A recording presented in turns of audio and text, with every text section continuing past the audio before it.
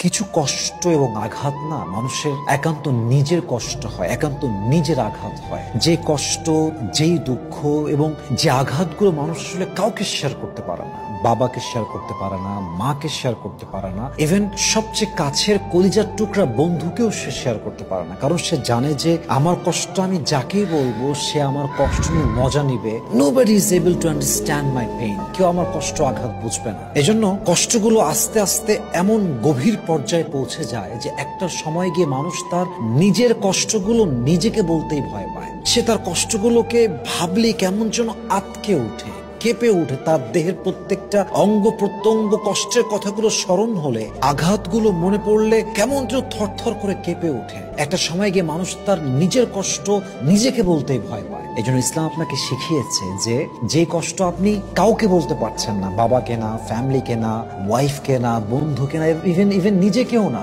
আপনি সেই কষ্টগুলো সেজদায় লুটিয়ে, নিজের মাথাকে নত করে সেজদায় লুটিয়ে দিয়ে